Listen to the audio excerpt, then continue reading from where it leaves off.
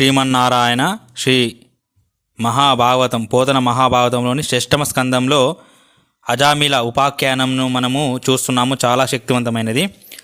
అందగత్ అయిన భార్య ఇంటి వద్ద ఉన్నది. ఆమె కులస్త్రీ, కమనీయ గుణములు కలది. అట్టి సుందరాంగిని వదిలి అల్పత్వంతో ఆ విలయాలి ఇంట్లోనే కాపురం పెట్టాడు. ఈ విధంగా అజామిలుడు బంధువులను తిడుతూ, సత్పురుషులను బాధలు పెడుతూ, అనాథలను చిక్కులు పెడుతూ, పొదరింట్లో దాగి దారులు కొల్లగొట్టడంలో దిట్టయై అనేక మంది తనను నిందిస్తూ ఉంటే విత్తమును ఆర్జించాడు. ఆర్జించిన సొమ్మంతా ఆ సుందరికి ఇచ్చి ఆమెకు దాసుడై ఆ విలయాలి కృపతో జీవించసాగాడు. తనకు ఉచితమైన వేదాలను గూర్చి చర్చింపనొల్లక తన ప్రియురాలి కుచద్వయం మీద చందన చర్చ చేయసాగాడు. కర్కశమైన తర్కపాఠం కాదని కలికితో ప్రణయ తర్కం మొదలుపెట్టాడు. ధర్మశాస్త్ర గ్రంథాలలోని విషయములు కాకుండా తన సఖి యొక్క పదవాక్యాలను చర్చించడం మొదలుపెట్టాడు. నాటకాలలోని అలంకారాల గురించి చర్చించడం మానేసి తన ఇష్ట సఖి యొక్క నటనలను, అలంకారాలను చూస్తూ తిరగసాగాడు.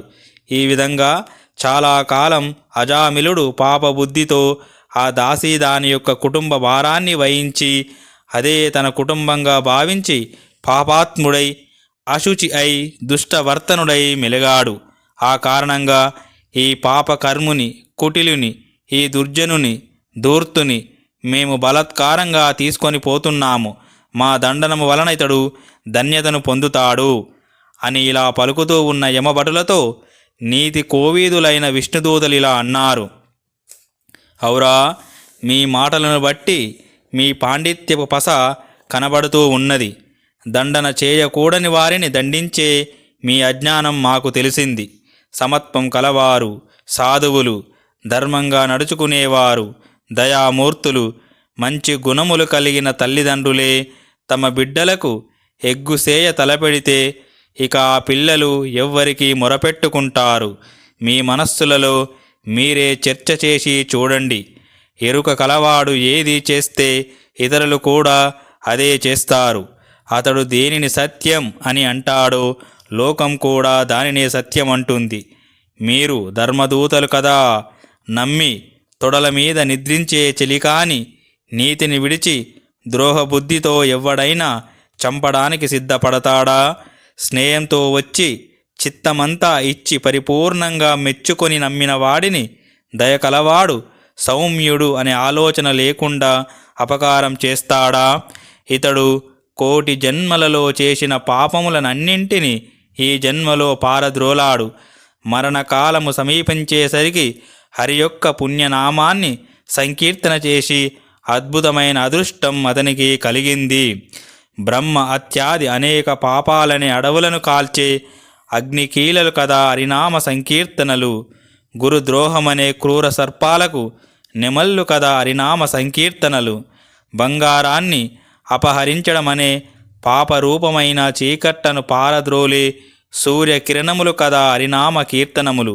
మధుపానమనే తప్పుడు పని వల్ల సంక్రమించిన పాపము అనే మదించిన ఏనుగుల సమితికి సింహము వంటిది కదా హరినామ సంకీర్తనం. గొప్పదైన యోగం వలన లభించే నిత్య సమాధిలో ఉండే బ్రహ్మాది దేవతలు కూడా పొందలేని నిర్వాణ సామ్రాజ్య భోగభాగ్యాలు కదా హరినామ సంకీర్తనలు. ముక్తికాంత యొక్క ఏకాంత మోహన కృత్యములు సదా హరినామ సంకీర్తనములు. సత్యలోకము యొక్క ఆనందము, సౌభాగ్యము వీటితో కూడి ఉండేవి కదా హరినామ కీర్తనములు. గొప్పదైన నిర్వాణ సామ్రాజ్యమునకు పట్టాభిషేకం చేసేవి కదా హరినామ సంకీర్తనములు. బహుకాలానికి లభించే తపఫల సారం కదా హరినామ సంకీర్తనములు. పుణ్యాలకు మూలము, అపాయము లేనిది, కోరుకున్న దానిని ఇచ్చేవి, అజ్ఞానమును హరించేవి, వేదముల యొక్క చివరన ఉండే ఉపనిషత్తుల లబ్ధి, అమృతాన్ని అందించేవి, ఆర్తులైన వారికి శుభములను ఇచ్చేవి కదా ఈ హరినామ కీర్తనములు. అందరూ కోరుకునేది పుణ్య మార్గానికి నిలయము, మునీంద్రుల మనస్సులనే పద్మములకు స్థానమైనది. అట్టి శ్రీ మహావిష్ణువు యొక్క నిర్మలమైన నామమును నిత్యము తలుచుకునేవాడు చక్రవర్తితో సమానం కదా. బిడ్డకు నారాయణుని పేరు పెట్టుకొని ఆ పేరుతో పిలిచిన ఇతని హృదయము పుత్రుని మీదనే లగ్నమై ఉన్నదని మీరు అనుకోవద్దు. శ్రీపతి పేరు ఏ విధంగా పలికినా ఆ శ్రీహరి అక్కడే ఉంటాడు. కుమారుని ఆ హరి పేరు పెట్టి పిలిచినా విశ్రాంతి సమయంలోనైనా, ఆటలోనైనా, పద్య గద్య గీతములోనైనా, అర్థంలోనైనా, భావంలోనైనా ఏ విధంగా ఆ శ్రీహరిని తలిచినా చాలు, సమస్త కలుషాలు దూరమవుతాయి. నేల మీద పడినప్పుడు కానీ, దెబ్బలు తిని బాధపడ్డప్పుడు కానీ, జ్వరం వచ్చి ఏవో కలవరింత పలుకులు పలికినప్పుడు కానీ, సర్పము మొదలైన వాటి బాధను అనుభవిస్తూ ఉన్నప్పుడు కానీ, ఆర్తితో దుఃఖిస్తూ ఉన్నప్పుడు కానీ శ్రీ మహావిష్ణువును స్మరిస్తే చాలు, యమధర్మరాజు యొక్క బాధలను అనుభవించరు. అతిగా పాపం చేస్తే అతిగాను, కొంచెం తక్కువ చేస్తే మితంగాను మునివరులు ప్రాయచిత్తాన్ని చెప్పారు. ఆ ప్రాయచిత్తములను పాటిస్తే క్రమరూపంలో ఉపశమనం కలుగుతుందే కానీ పూర్తిగా ఆ పాపము క్షాళనం కాదు. సర్వకర్మములను నాశనం చేసి చిత్తమునకు తత్వమును చేకూర్చేది శ్రీహరి సేవ.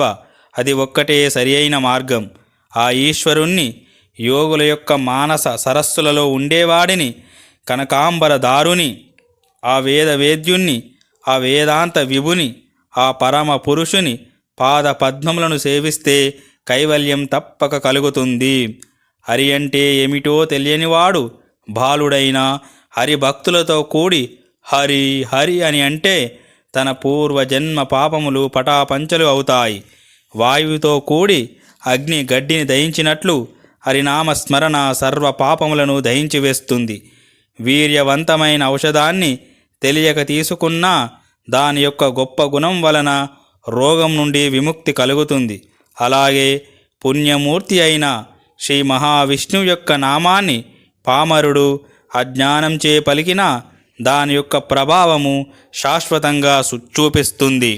మరణమాసన్నమైనప్పుడు ధైర్యాన్ని కోల్పోయిన సందర్భంలో ఏదో పూర్వజన్మ కర్మ విశేషం ఉంటేనే కాని ఆకారం లేని పరాత్పరుడు మనస్సుకి స్ఫురించడు.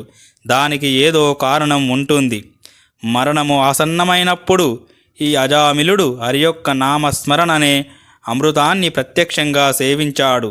ఎల్లప్పుడూ ఉండేది, మేరలేనిది, జ్ఞానరూపమైనది, నిత్యమైనది, అహంకారం లేనిది, సుగుణములతో కూడినది, నియమబద్ధమైనది, దోషములు లేనిది అయిన శ్రీహరి యొక్క నామస్మరణ ఇతడు ప్రత్యక్షంగా చేశాడు కదా, ఇట్టి ధర్మం వృథాగా ఎందుకు పోతుంది అని ఈ ప్రకారంగా విష్ణుదూతలు భాగవత ధర్మాన్ని నిర్ణయం చేసి, ఈ విషయంలో మీకు ఏదైనా అనుమానం ఉంటే వెళ్ళి మీ రాజును అడగండి, వెళ్ళండి అని పలికి ఆ బ్రాహ్మణుని అతి ఘోరమైన యమపాశ బంధముల నుండి, మృత్యువు నుండి విడిపించారు.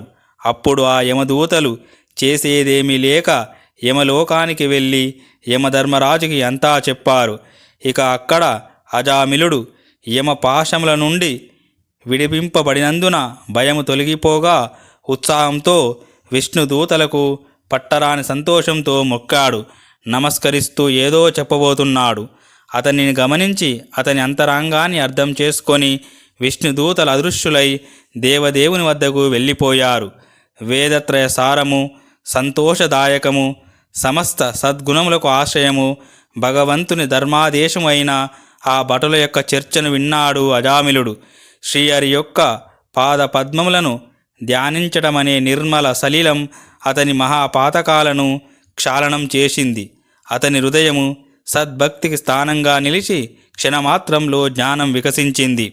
తాను చేసిన దురితములను తలచి పరితాపమును పొందుతూ పరమేశ్వరుడైన హరిని శరణు వేడాడు.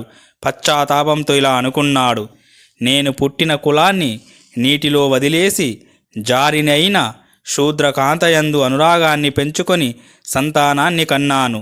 రచ్చలకెక్కి తప్పుడు పనులు చేస్తూ తోటివారిలో తలంపులు పడ్డాను.